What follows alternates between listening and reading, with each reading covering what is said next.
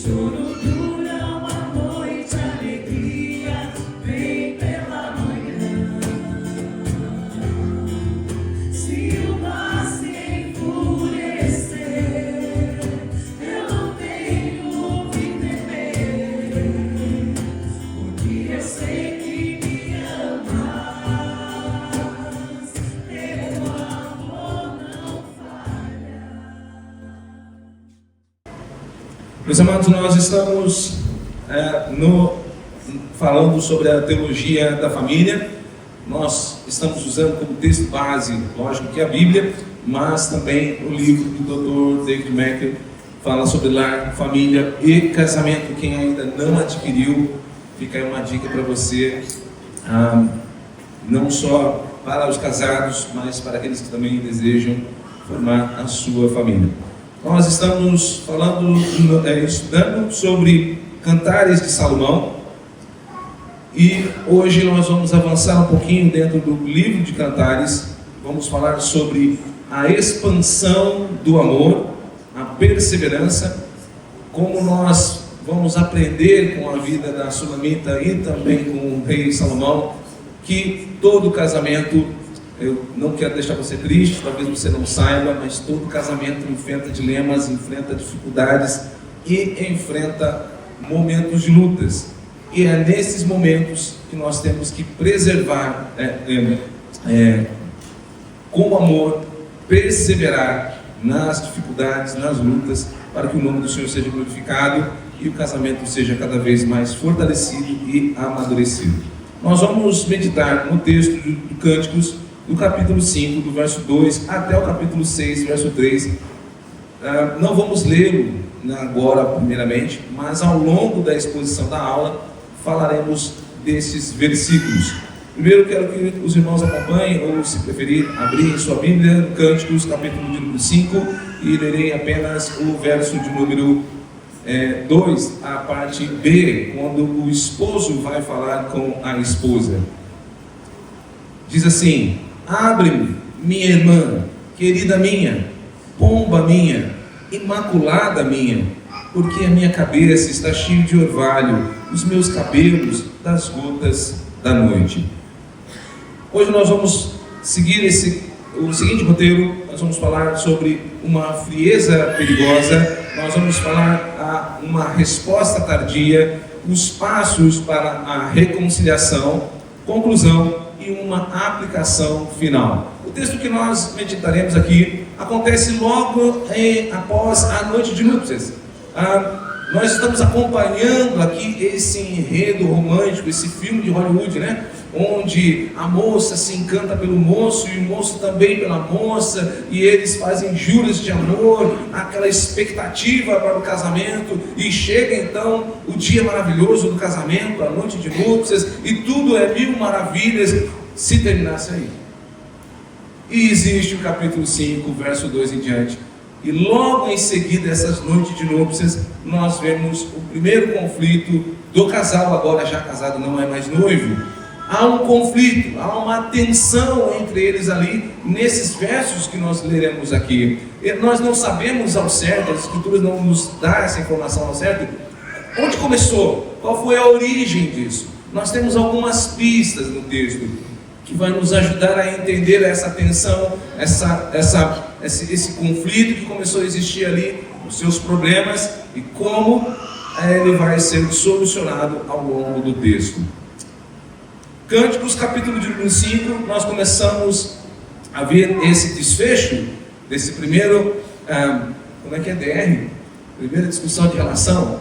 Começa aqui, a esposa começa a dizer: eu dormia, mas o meu coração velava, eis a voz do meu amado que está batendo. Ela vai dizer: abre-me, o esposo, minha irmã, querida minha, pomba minha, imaculada minha, porque a minha cabeça está cheia de orvalho, os meus cabelos da gota da noite. A esposa diz: já despida a minha túnica, hei de vesti-la outra vez, já lavei os pés, tornarei a sujá-los. Veja, quando nós olhamos para esse texto, nós já começamos a imaginar: peraí, mas é a Sulamita que está falando? O que aconteceu? O que houve? Onde que estava ali? Eu pisquei o olho e daqui a pouco não é mais aquela sunamita. Oh, meu amado querido, anseio, coloque-me na recâmara as tuas, meu amado. Agora ela está assim, não, já tirei o sapato, já lavei o pé, não vou sujar de novo. O que aconteceu? Veja, quando nós olhamos para o esposo, provavelmente ali Salomão tinha se distanciado por algum motivo, provavelmente numa viagem de negócios ou em relação a questões do reino, e que ficou por um determinado período afastado, com uma distância. Mas o que chama a atenção é que não é o fato da distância em si. Há momentos no casamento que nós vamos ter distância, por motivo de trabalho, por motivo de muitas questões que podem nos distanciar temporariamente. O Danilo fica distante um pouquinho quando vai trabalhar no Martibutz, né? Vai lá semana intensiva e fica lá a Raquel Sunamita esperando ansiosamente o retorno do Danilão, que é a comparação com Salomão, tá? Mas o que chama a atenção aqui não é o fato da distância em si, mas a forma que a Sunamita reage ao retorno do amado. Olha, ele volta de viagem como? Ele está apaixonado ainda. Ele volta com amor, com desejo. A distância para ele causou ali a ansiedade, causou a saudade, causou o desejo de estar lá. E ele está tão desejoso que ele nem espera amanhecer. A ideia é que ele está vindo da madrugada, buscando a sua amada. Olha como ele se expressa.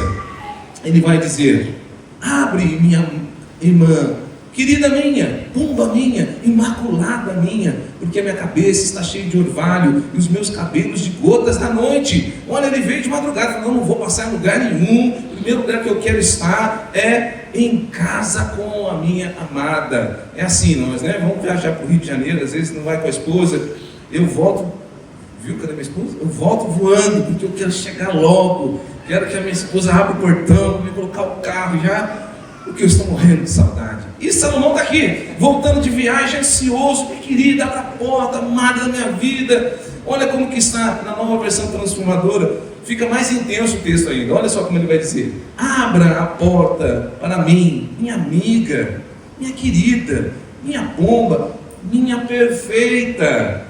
Minha cabeça está molhada de orvalho e o meu cabelo úmido do sereno da noite. Que declaração de amor, né? Qual esposa aqui não? Oh, meu amado, eis-me aqui, vou abrir a porta. Então, o tom que Salomão está dizendo aqui é um tom de carinho, de amor, mas ao mesmo tempo de saudade, de desejo. A distância causou saudade, desejo, anseio por estar amada, a ponto de não conseguir esperar amanhecer. Não, já vou lá agora, de madrugada, eu quero estar com ela. Mas para a decepção de Salomão, qual foi a reação da amada? Não foi o que ele esperava. Olha o que ela responde: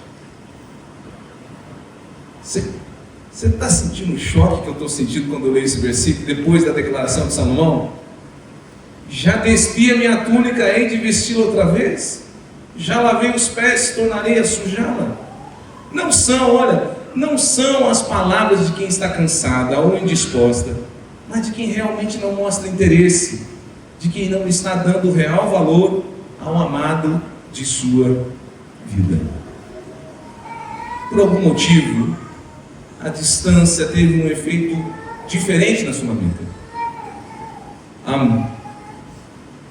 Deu lugar ao desprezo, deu lugar ao egoísmo, à frieza. Esses sentimentos tomou lugar do coração dela. Agora, quando nós olhamos, ela começa o versículo 2 dizendo que ela está dormindo, ela está descansando. E por que nós temos esse relato? Porque ela está dormindo, a porta trancada. Ela começa a dizer que tem falta de vontade de levantar para o amado. Tudo isso está mostrando os seus sentimentos, como ela estava olhando agora para o amado da vida dela, aquele que antes ansiava pelo dia do casamento, aquela que antes desejava ardentemente não se separar do amado. Não tire ele de mim, não vá embora, fique. Aquele que tinha prazer de falar horas Fiquei assim emocionado com o telefone do Danilo na hora, que ele falou, passou horas da madrugada dentro, achando assunto para falar com a Sulamita dele. E agora, Salomão chega e ela não tem desejo de levantar, de ir lá estar com ele. Outrora, Cânticos capítulo 1, versículo 7, ela diz: meu amado da minha alma, onde apacenta o teu rebanho, onde os faz repousar pelo meio-dia, para que eu não ande eu vagando junto ao rebanho dos teus companheiros. Me diga onde você está, eu quero ir com você. Não importa a distância, não importa a dificuldade, fale para que eu não fique vagando e perdendo tempo. Eu quero ir onde você está, estar onde você está, para que nós não sejamos separados. Eu estou usando alguns versículos, mas se você pegar do capítulo 1 até o capítulo 5, Sulamita vai falar várias vezes do desejo dela de estar junto com o seu amado.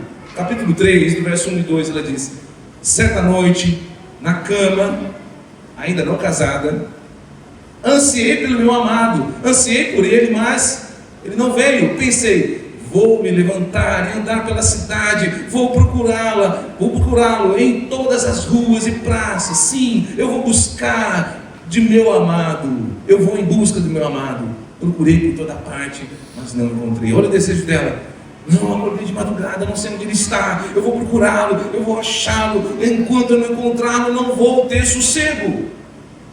E o capítulo 5, 2, ela agora está dormindo. Isso mostra uma diferença muito grande. Agora ela não está preocupada onde é que está o amado. O amado não está com ela. E agora ela está casada. E ela não se preocupa mais onde o marido está. Agora, a porta está do aposento não só fechada, mas veja, está trancada. E isso demonstra muito mais do que simplesmente fechar a porta. Ela não estava preocupada com seu marido e nem sequer estava esperando ansiosamente que ele voltasse. Ele está viajando, deixa a porta trancada. Quando ele voltar, o problema é dele. Ela não está mais com esse anseio, com esse desejo da sua volta. Enquanto o distanciamento causou saudade e desejo, em outro, desprezo, indiferença e egoísmo. Enquanto Salomão está voltando, ansioso para vê-la, desejoso de estar com ela, o distanciamento causou na Sulamita um sentimento de desprezo, de indiferença e de pensar somente nela. Vou levantar, estou cansado, já lavei, olha o trabalho que eu vou ter, olha a dificuldade que eu vou ter.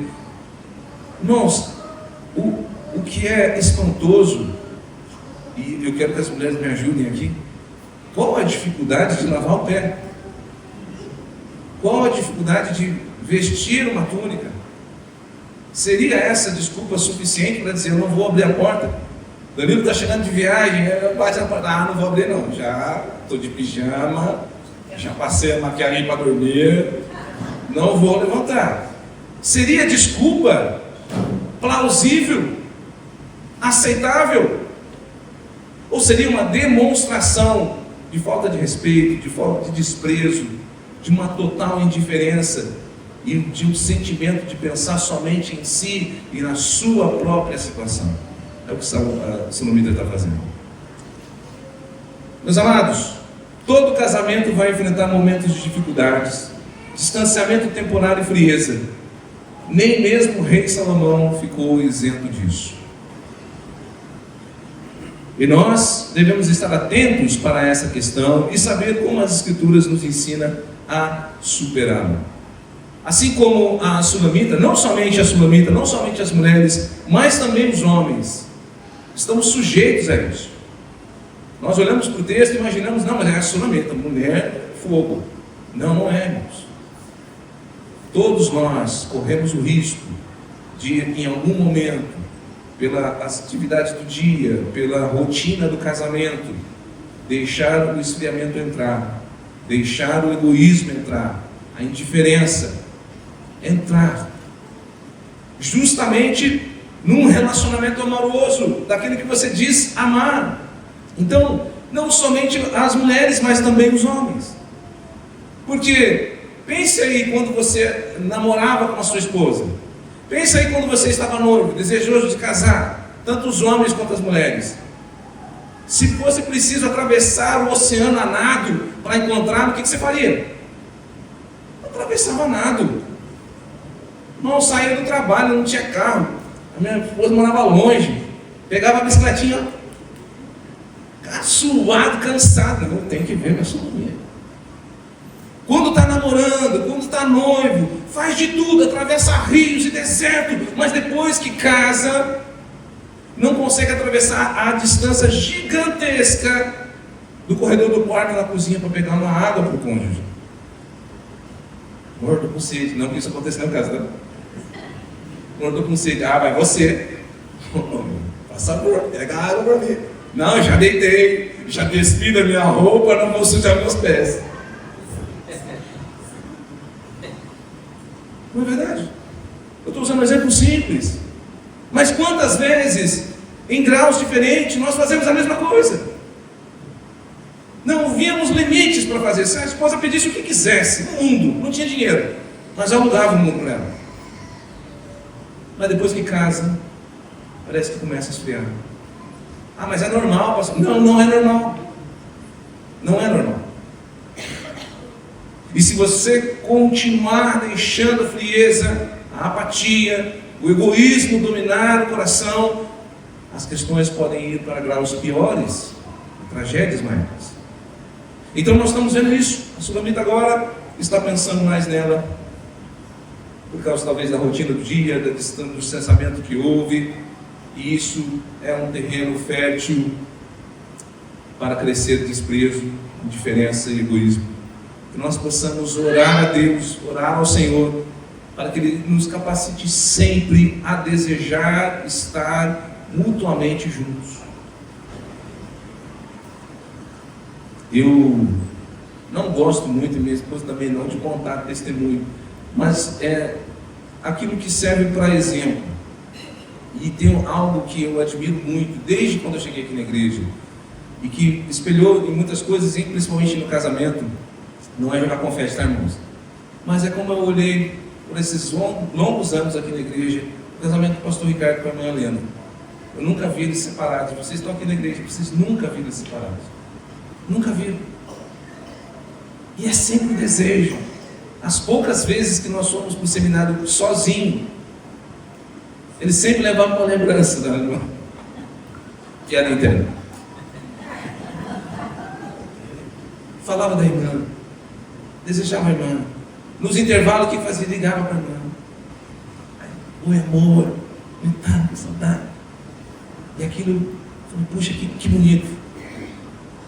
Parecia casal de namorados, né? Quantos anos de casal? Então não é normal, irmãos. Ao longo do tempo a gente quase que se esbarra dentro de casa. Não. Nós temos que perseverar no amor. Nós temos que cultivar esse desejo de estar mutuamente. Quando a gente vai ficando mais maduro, não mais velho, a conversa nossa em casa começa a mudar. Eu começo a perguntar para você, não morre, o que eu vou fazer sem você? Não tem condição. Quem é que vai me escutar? Só você me aguenta. O desejo de estar junto, de falar, de conversar. Agora, eu não quero tanta intimidade. Você pode ficar quietinho um pouquinho? Eu não aula comigo. A gente tem intimidade, fala. Tem uma cara que minha esposa fala, não quero tanta intimidade. Pode ficar quietinho um pouquinho. Porque a gente tem desejo de estar junto. Porque se você começar a deixar outra coisa tomar o lugar desse relacionamento, dessa intimidade, começa a haver um distanciamento. E depois começa uma indiferença. Não faz diferença se está junto ou não. E depois da indiferença começa a vir um desprezo. Aí eu não quero mais. Estou tão acostumado que não quero mais. E por fim, um egoísmo que vai levar você a pensar somente em si mesmo. Então, meus amados, oremos para que Deus desperte no nosso coração esse desejo. E se por algum motivo tivermos que nos distanciar, que esse distanciamento gere saudade, desejo, anseio por estar novamente com o seu amado, com a sua amada. Nós vamos ver aqui então agora o que acontece. Salomão bate na porta, deseja entrar, ele está ansioso por estar com a sua esposa, e ela rejeita, o despreza. Mas, graças a Deus por isso, ela vai responder, mas é uma resposta tardia. Olha o capítulo de número 5, verso 4 e 6. O meu amado meteu a mão por uma fresta, e o meu coração se comoveu por amor dele. Levantei-me para abrir ao meu amado. As minhas mãos destilavam mirra, e os meus dedos mirra preciosa sobre a maçaneta do ferrolho. Abri ao meu amado, mas já ele se retirara e tinha ido embora. A minha alma se derreteu quando antes ele me falou. Busquei-o e não achei. Chamei-o e não me respondeu.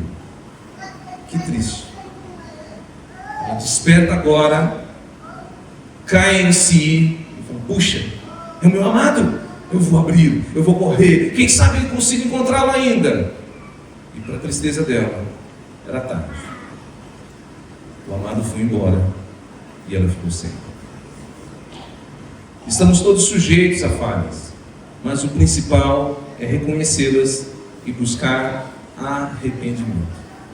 A sulamita de fato errou, de fato pecou, mas, meu amado, no relacionamento de casamento conjugal, o principal fato não é o erro. E nós vamos ver que, como casal, nós não podemos concentrar no erro. Nós precisamos concentrar no reconhecimento dos pecados e de como nós buscamos arrependimento e perdão. A sulamita desperta para esse entendimento de que ela errou. E ela vai correr para tentar resolver esse problema e tenta buscar uma reconciliação. Ela busca um arrependimento, embora o marido não esteja mais ali. A sulamita, após ouvir e ver a reação do seu amado, o seu coração desperta. Olha o versículo 4.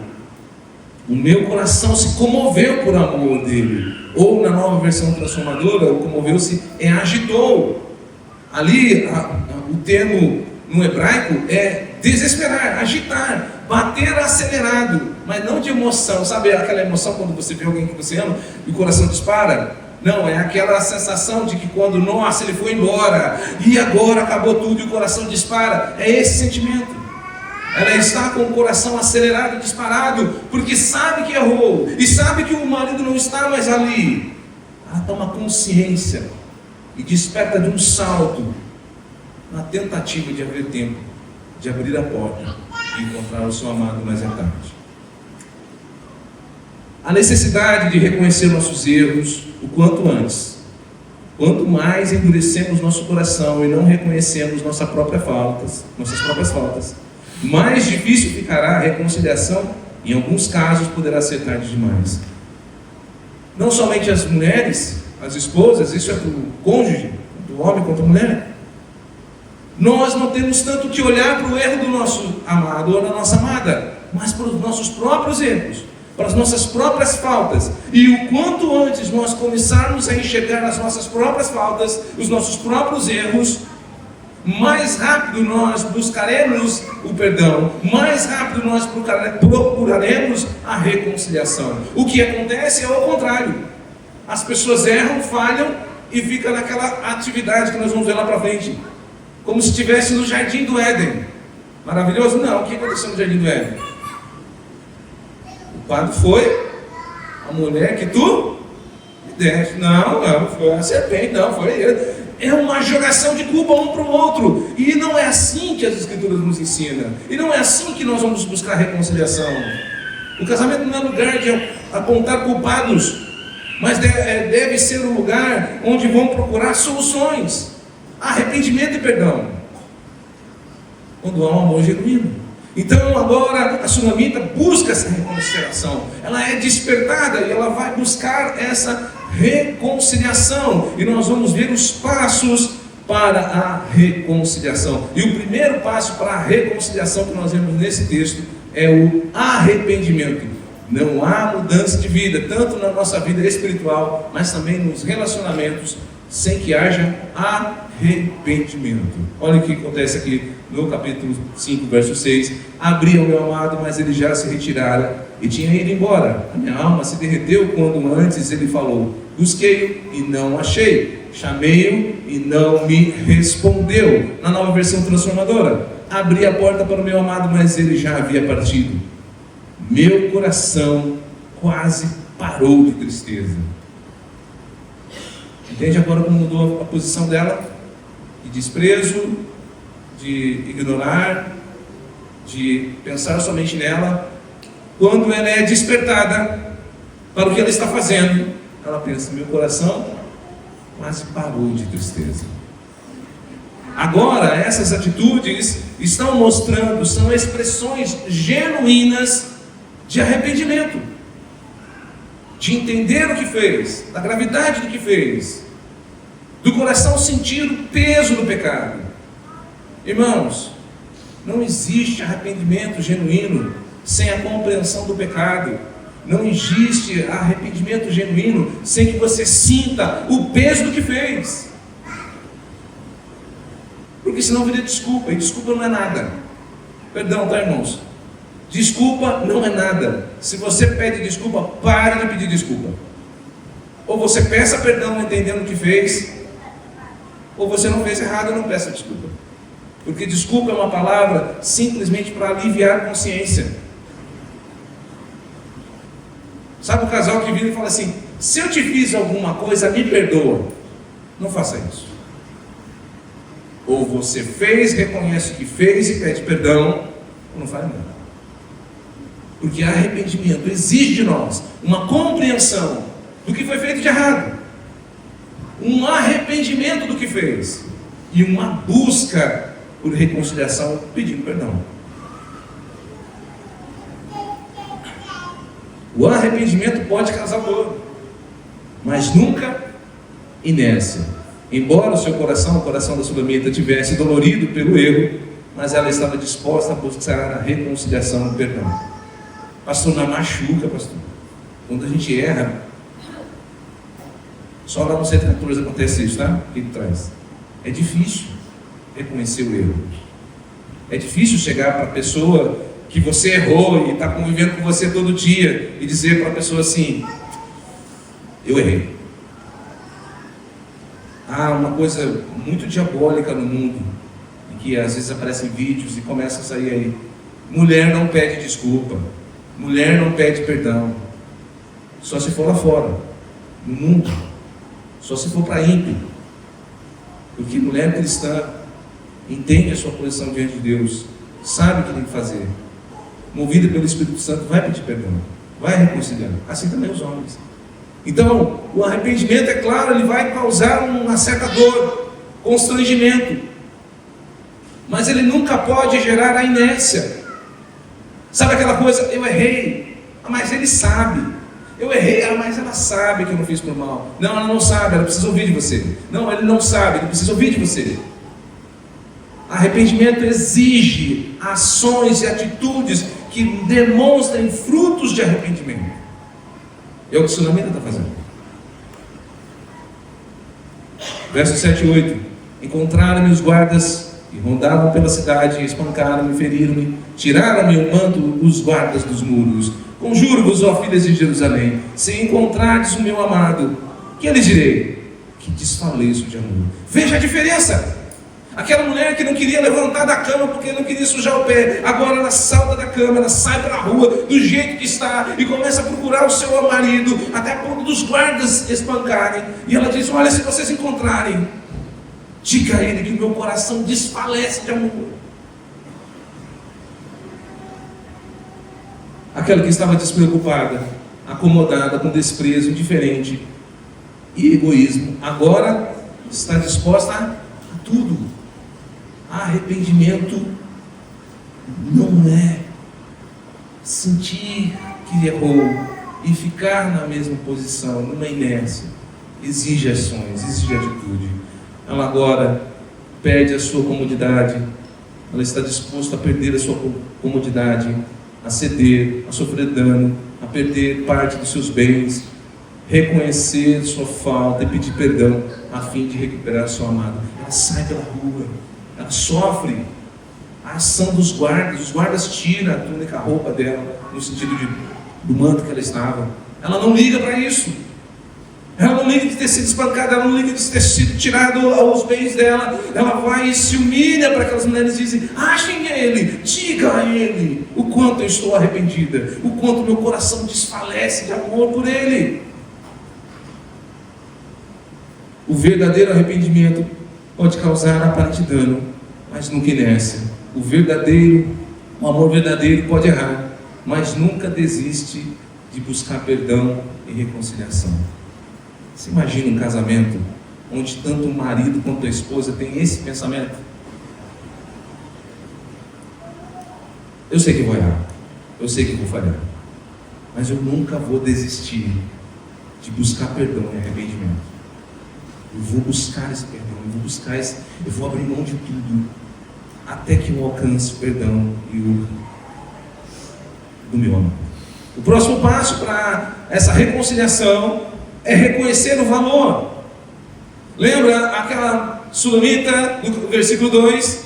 Não, agora não, hoje não, volta outro dia, estou cansada. Agora ela começa a reconhecer o valor do seu amado. Olha o que diz aqui os versos. O coro. O que é o teu amado mais do que o outro amado? Ó tua mais formosa entre as mulheres. O que é o teu amado mais do que o outro amado, que tanto nos conjura? Qual é esse desespero para esse homem? O que ele tem de mais? Afinal de contas, ele é um homem comum, como qualquer outro. A cada esquina tem um. Eu estou parafraseando.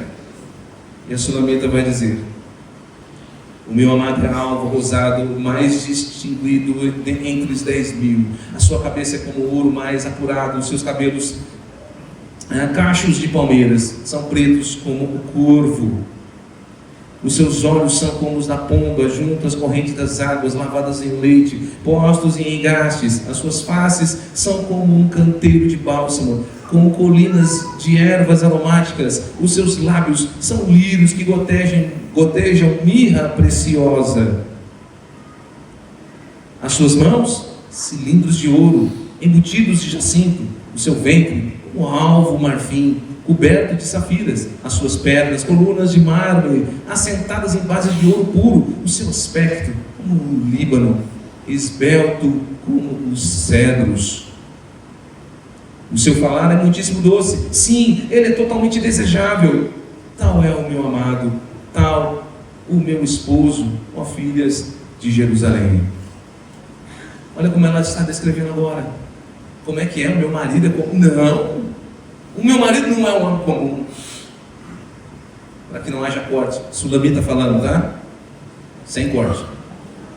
A Sulamita está dizendo: ele não é um homem comum, ele não é um marido comum, ele é diferente. Olha os versículos 9 e o versículo 16, na Nova Versão Transformadora, para dar esse impacto do que ela está dizendo. Diga-nos, mulher de beleza incomparável, por que seu amado é melhor do que todos os outros? Por que ele é melhor? O que ele tem de melhor? O que ele tem de tão especial para que fazemos a você essa promessa? O que ele tem de especial? Sabe quantas mulheres e quantos maridos na roda dos escarnecedores, sem sabedoria, debocham da esposa, ridicularizam o marido? Que coisa ridícula. E aí, sabe, aquele traste serve para nada, tudo que eu peço para ele não faz. E a sua esposa: nossa, que mulher rixosa, quem aguentará, meu Deus do céu? Que isso, irmão? É a esposa que Deus te deu, é o marido que Deus te deu. Quando você a conheceu, o coração saltava de alegria. O que aconteceu? Veja, as mulheres questionam: o que é ele? E isso desperta na Sulamita o reconhecimento do valor do seu esposo. Ela vai dizer no verso 16: a sua voz é a própria doçura, e ele é desejável em todos os sentidos. Esse é o Mulheres de Jerusalém, é meu amado, meu amigo. Aqui é um resumo de tudo que ela falou. Ela começa a descrevê-lo fisicamente, ela começa a descrevê-lo eticamente, o seu caráter. E ela diz: olha, a sua voz é a própria doçura. Quando ele fala, é maravilhoso. Ele é desejável em todos os sentidos. Esse é a Mulher de Jerusalém, é o meu amado, meu amigo. A palavra aí, hebraico para amado, é uma pessoa muito amada, estimada, preferida acima de outras.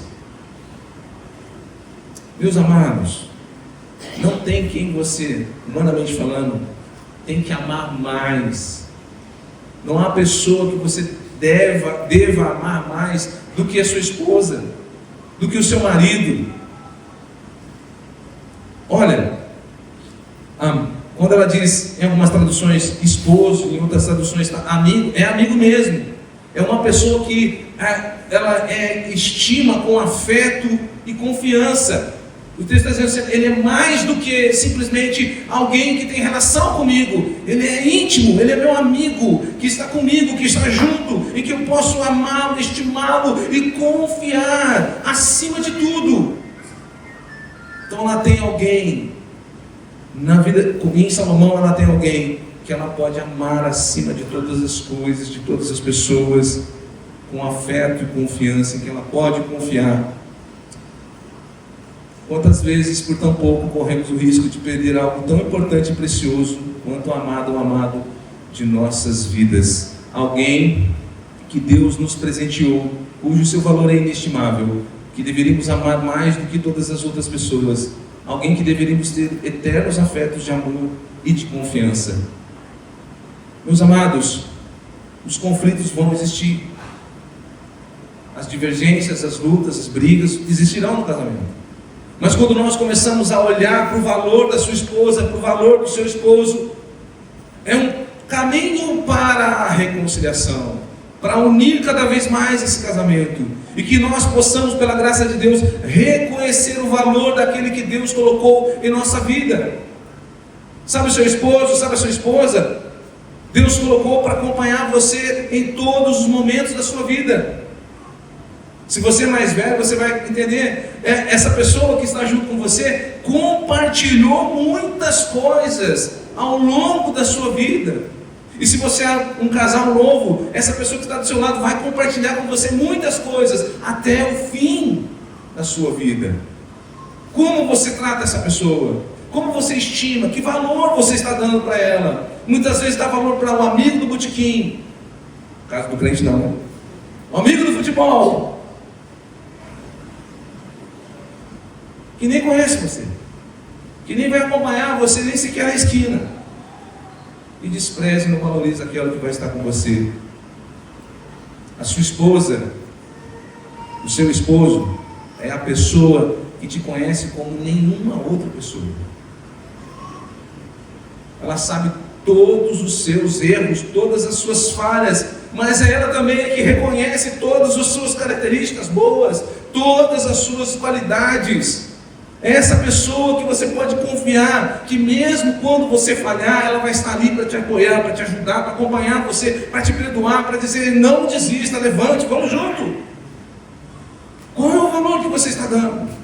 Porque ela errou, porque ela pecou, porque ela falhou? Todos nós erramos, todos nós falhamos. E nós precisamos olhar para as qualidades do nosso amado, da nossa amada, reconhecer o valor imensurável que ela tem, porque foi um presente dado por Deus.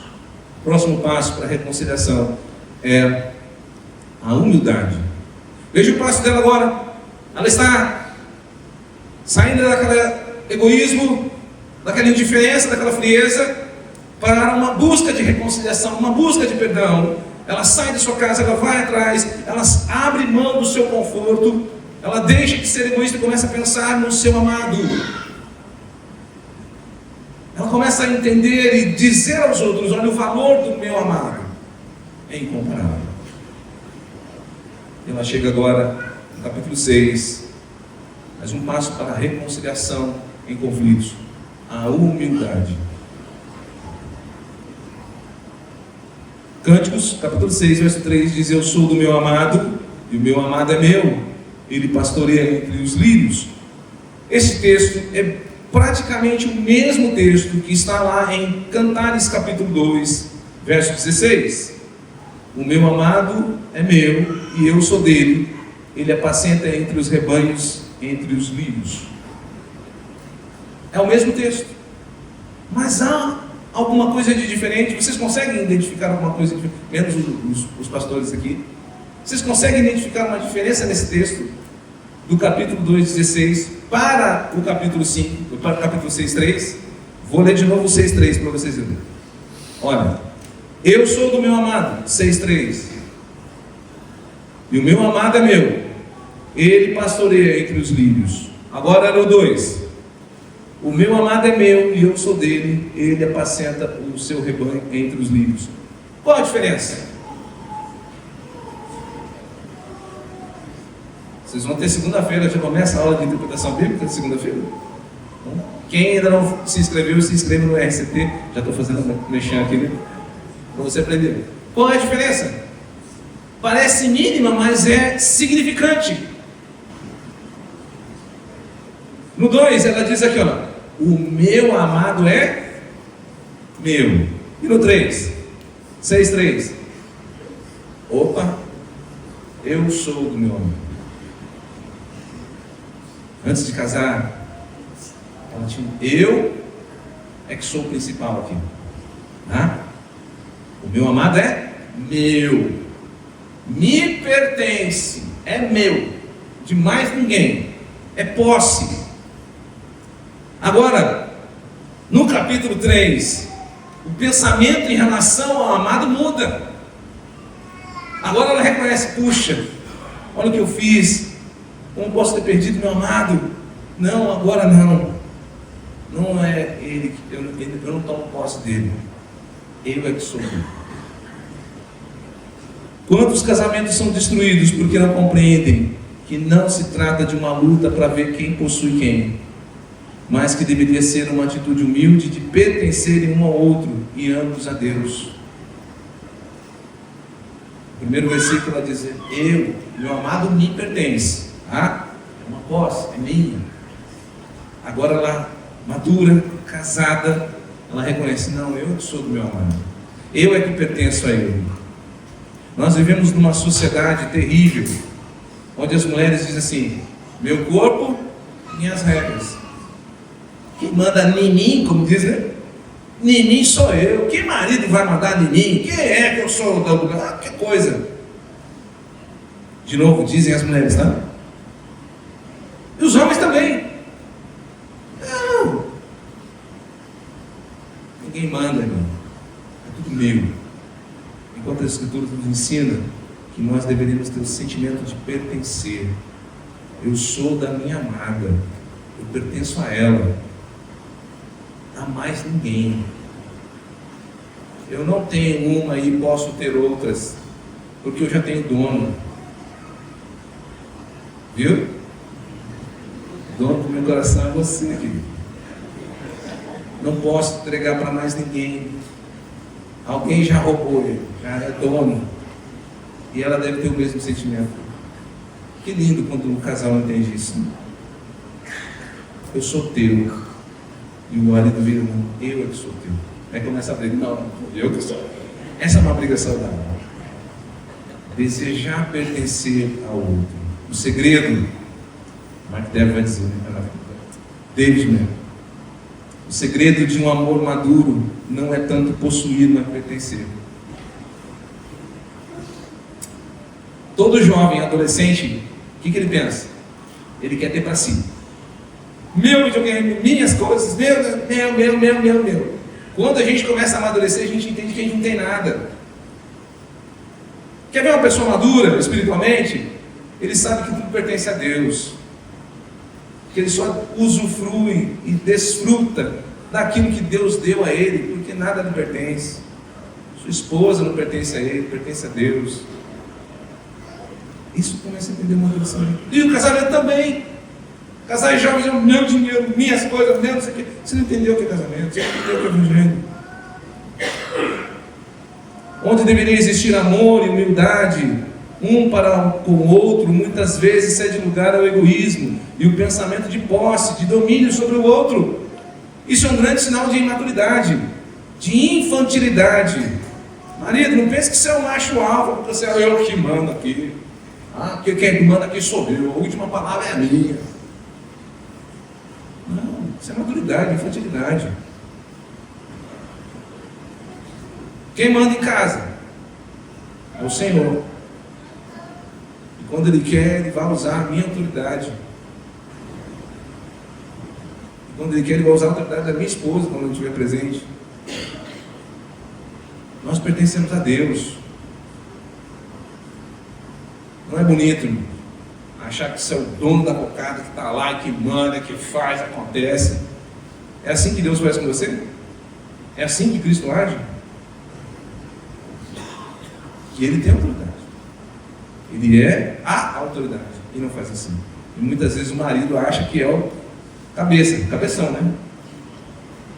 E não entende. Nós temos que amar.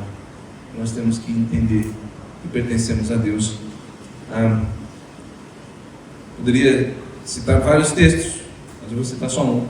Salmo 24:1. Ao Senhor pertence a terra e tudo o que nela se contém, o mundo e os que nele habitam. A compreensão de que nós pertencemos a Deus e um ao outro é um diferencial gigantesco no casamento. Na hora dos conflitos, das dificuldades, para buscarmos arrependimento, reconciliação. Quando nós pensamos dessa forma, não há espaço para o orgulho, não há espaço para o egoísmo. Grandes problemas no casamento acontecem por causa que as pessoas não entendem isso. Meus amados, então nós chegamos aqui ao fim e vimos essa reconciliação dela com ele. No próximo, não perca a próxima escola bíblica dominical, que continua a sequência dessa história tão linda, que vocês verão a reação do noivo, a reação do marido, né? E já vou dizer aqui, é spoiler que fala, ele não vai chegar e falar assim, né? Arrependido, né? Vamos ver, vou ver o que eu faço. Não, não faz isso. Então não perca a próxima escola dominical para saber a reação do marido. Bem? Meus amados, nós vimos aqui que nenhum relacionamento está isento de passar por conflitos, mas devemos aprender com as Escrituras a perseverarmos em amor. Por isso, nos impulsionará a buscar arrependimento, perdão e reconciliação. A Sulamita teve uma atitude de satisfação em si mesma, de comodismo e de egoísmo que levou a uma separação temporária do seu amado. E nós lutemos contra isso. A resolução desse e de todos os conflitos conjugais começa com um retorno ao primeiro amor, num contexto em que pertencer é mais importante do que possuir e perdoar mais presente do que culpar. Tira uma foto, meu. Coloca na geladeira da sua casa. Essa não é a minha frase, não, tá? Do David mesmo. Compre o livro, tá? Pertencer é melhor do que possuir, perdoar deve estar mais presente do que culpar um ao outro. É preciso fugir da síndrome do Éden, onde cada um culpa o outro pelos problemas. Na minha casa é o jardim do Éden. Cuidado, o que está acontecendo lá? Né? Seja o paraíso, um lar, doce lar, onde mesmo em meio a conflitos, vocês não vão acusar um ao outro, mas vocês vão buscar a reconciliação, o reconhecimento, a necessidade de reconhecer os erros, né, os nossos erros, o quanto antes. Quanto mais endurecemos nosso coração e não reconhecemos nossas próprias faltas, mais difícil ficará a reconciliação e em alguns casos poderá ser tarde demais. Se você protelar e buscar uma reconciliação e mudança de vida, muitos casamentos chegam à tragédia da separação. Não porque não amam mais, não porque não desejam mais um ao outro, mas porque deixaram o sentimento de culpa do outro, um sentimento de egoísmo próprio crescer dentro do seu coração.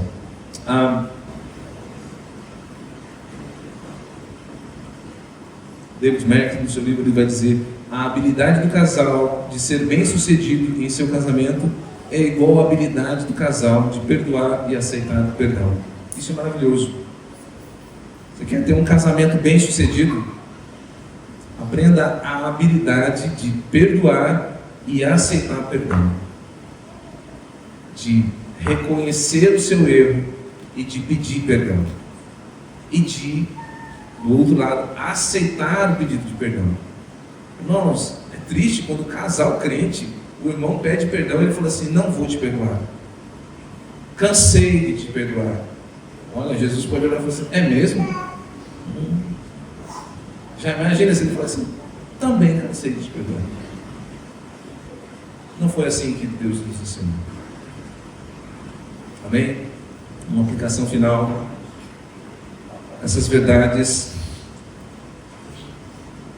elas não são somente para o casamento, mas nós podemos aplicá-la ao nosso relacionamento com o nosso Senhor.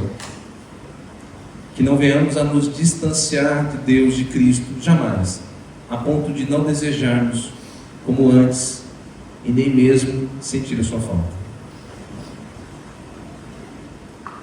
O ativismo da nossa vida, os nossos desejos egoístas, eles podem nos levar a desprezar a Cristo que amamos, a nos distanciarmos dele, a ponto de nem sequer sentir falta. O Senhor sempre estará a nos buscar para a sua comunhão. Que não venhamos a ser negligentes ou desprezar a sua presença e comunhão, fechando a porta de nosso coração para a sua presença.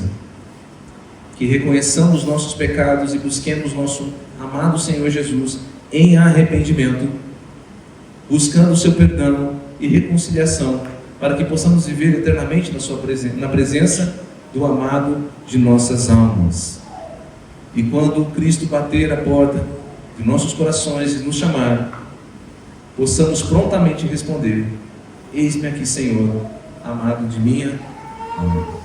Não somente no casamento, mas no nosso relacionamento com Deus. Estejamos sempre dispostos a ter essa comunhão com Ele. E quando o Espírito Santo nos chamar, possamos prontamente, ansiosamente: eis-me aqui, Senhor. Fala com o teu servo, o amado da minha vida, eu quero te ouvir, eu quero desejar. Não fique indiferente quando o Espírito Santo te chamar para um culto. Hoje não, estou cansado. Lembra? Já tirei a roupa, já estou descansado, tirei o chinelo. Vou vestir. Puxa, é hora da oração em casa. Mas agora que eu sentei, já liguei a Netflix, ó. Só esse episódio. Não despreze a comunhão com Deus. Não troque isso por coisas tão fúteis e pecaminosas. Amém, meus amados? Eu convido a igreja a estar em pé. Nós vamos orar ao Senhor. Senhor nosso Deus, estamos diante de Ti, ouvimos a Tua palavra e de imediato, Senhor, nós nos colocamos em total arrependimento dos nossos pecados, das nossas falhas. Muitas vezes, Senhor, nós pecamos, falhamos, ó Deus, porque olhamos mais para nós mesmos, estamos mais preocupados com os nossos sentimentos em relação ao nosso cônjuge, olhamos mais para as falhas que estão diante de nós do que aquelas que estão em nós mesmos, porque estamos tão preocupados com o nosso sentimento, com o nosso prazer, com aquilo que queremos, ó Pai, que não olhamos para aquilo que é tão importante, que é o relacionamento que foi criado pelo Senhor. Olharmos para aquela que o Senhor nos deu, a esposa que o Senhor separou para nós, o marido que foi separado para essa esposa. Pai, abre os nossos olhos, não nos deixe ser indiferente, não deixe que a frieza, a apatia, Senhor, venha, Senhor, encontrar lugar no nosso coração e gerar sentimentos de egoísmo, de desprezo, de indiferença, Senhor. Mas, assim como a sunamita foi despertada, Senhor, que nosso coração seja despertado, para que venhamos a reconhecer os nossos próprios erros, e buscar arrependimento, e buscar perdão, que nós possamos ser despertados, ó Pai, a valorizar, a reconhecer o valor daquele, daquela que o Senhor entregou a nós, para compartilharmos dos momentos de nossa vida, para caminharmos juntos, que possamos, ó Pai Santo, Deus de Israel, sermos humildes a ponto, ó Deus, de não buscar ser o dono da verdade e mandar e tomar posse da vida das pessoas, mas que possamos nos doar, que possamos, ó Deus, pertencer à nossa amada, pertencer ao seu amado, Senhor, porque assim nós estaremos amadurecendo no amor, porque assim, Senhor, fortaleceremos a nossa comunhão um com o outro, perseverando no amor, Senhor. Ajuda-nos também no nosso relacionamento contigo. Não nos deixe, Senhor, ser apáticos. Não nos deixe que a rotina do dia venha, Senhor, nos afastar da comunhão contigo, mas que haja um desejo ardente no nosso coração de estar sempre na presença do nosso amado, do nosso eterno Deus, porque um dia, Senhor, nós estaremos na eternidade, onde jamais sairemos da tua presença. Que o nosso coração, até esse dia, seja voltado, Senhor, na busca da tua presença, para que quando esse dia chegar, nós nos alegremos eternamente na presença do amado das nossas almas. Assim, ó Deus, é a nossa oração, em nome de Jesus. Amém. Louvado seja Deus.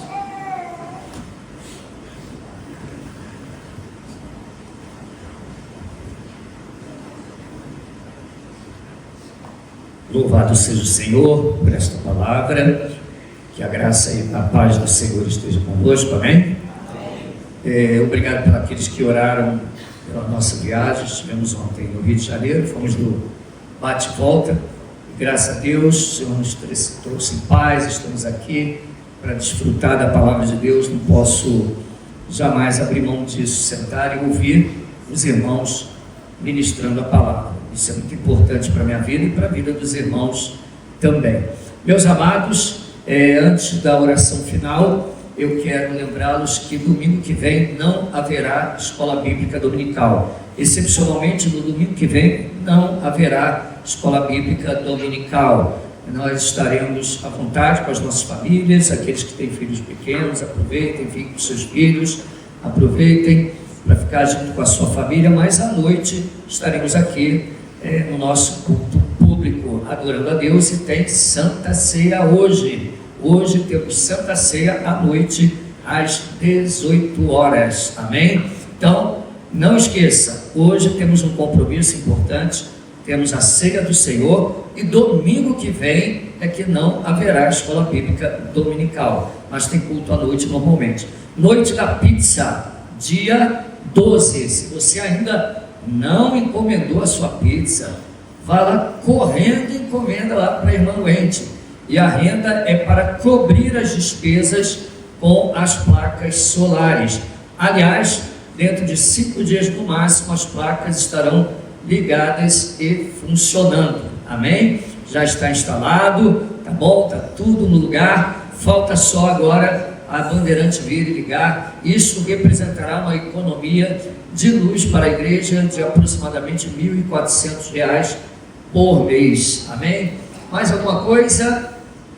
Algum aviso? PG sexta-feira de casais, pastor. PG sexta-feira, PG de casais, às 19 horas, tá bom? PG de jovens também, temos PG de jovens sábado, e também quinta-feira iniciamos um estudo dentro de 1 Coríntios sobre a ressurreição, e vamos dar continuação ao estudo na quinta-feira. De olhos fechados, que a maravilhosa graça de nosso Senhor e Salvador Jesus Cristo, o grande amor de Deus, nosso Pai, a comunhão do Espírito Santo estejam com esta igreja, digamos juntos, amém. Pai seja convosco, compartilhe de comunhão com seu irmão e se embora, em nome de Jesus.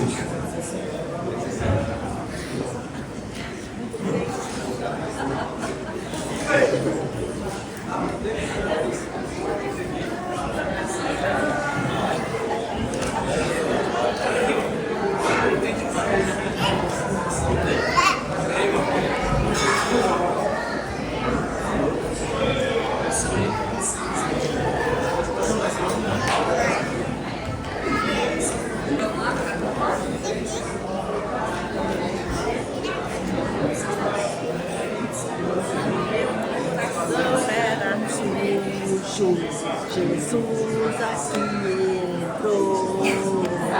Tudo que era sujo, Jesus. Olha lá, vai vir cantando. Dá a mãozinha aqui, vai dançando. Dá a mãozinha aqui.